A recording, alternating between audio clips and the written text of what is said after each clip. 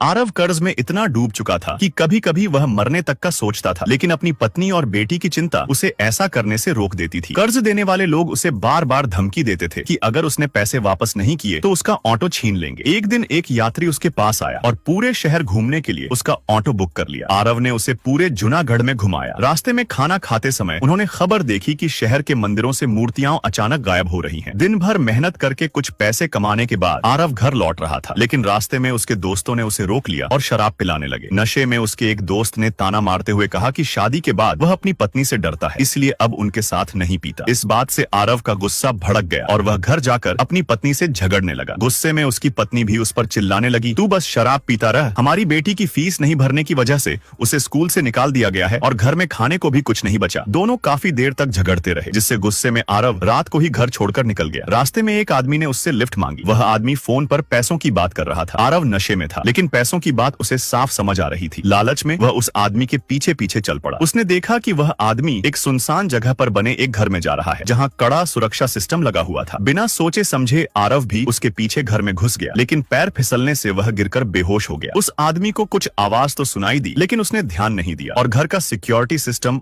On करके वहां से चला गया। सुबह होश आने पर आरव पैसों का बैग ढूंढने लगा। जैसे ही उसे बैग मिला और उसने खोला, उसकी आंखें फटी की फटी रह गईं। बैग 500 और 1000 के नोटों से भरा हुआ था। वह खुश होकर सोचने लगा कि अब उसकी सारी परेशानियां खत्म हो जाएंगी और उसकी बेटी मुन्नी की फीस भी भर जाएगी। लेकिन जैसे ही वह बैग उठाकर दरवाजा खोलने गया, उसे जोर का करंट लगा और वह नीचे गिरकर दर्द से तड़पने लगा। उसने खिड़की से झांक कर मदद के लिए चिल्लाया, लेकिन वहां पेड़ पौधों के अलावा कोई नहीं था। उसने पूरे घर में टेस्ट करके देखा तो पता चला कि हर जगह करंट दौड़ रहा है। उसने तार काटे, एमसीबी गिराई, लेकिन करंट बंद नहीं हुआ। इधर जब आरव घर नहीं लौटा तो उसकी पत्नी परेशान होकर उसके दोस्तों के पास गई, लेकिन उन्होंने कहा कि वह कई दिनों से दिखा ही नहीं। फिर वह पुलिस स्टेशन गई, लेकिन पुलिस ने FIR लिखने से मना कर दिया और कहा, तेरा पति शराबी है, कहीं पड़ा होगा, खुद आ जाएगा। उधर आरव खाने की तलाश में एक कमरे में गया, जहाँ उसने भगवान की कई मूर्तियां देखी। तब उसे समझ आया कि ये वही चोरी की गई मूर्तियां हैं जिन्हें यहाँ छिपाया गया है। उसने भगवान से प्रार्थना की कि किसी तरह उसे यहाँ से बाहर निकाल दे। उसने मैग्नीफाइंग ग्लास से धूप की मदद से बीड़ी जलाई और रात होने पर कपड़ों से मशाल बनाकर खिड़की से बाहर हिलाने लगा। एक आदमी ने मशाल देखी, लेकिन उसने भी मदद नहीं की। 2 दिन बीत गए। भूख और प्यास से तड़पते हुए आरव जमीन पर गिरे पानी को चाट कर पीने लगा। उसने घर की हर चीज से दरवाजा तोड़ने की कोशिश की, लेकिन मजबूत सिक्योरिटी सिस्टम के सामने वह नाकाम रहा। अब सवाल यह है, क्या आरव उस घर से जिंदा बाहर निकल पाएगा और क्या कोई उसकी मदद करने आएगा? और फिर वीडियो लाइक करने पर पार्ट 2 मिल जाएगा।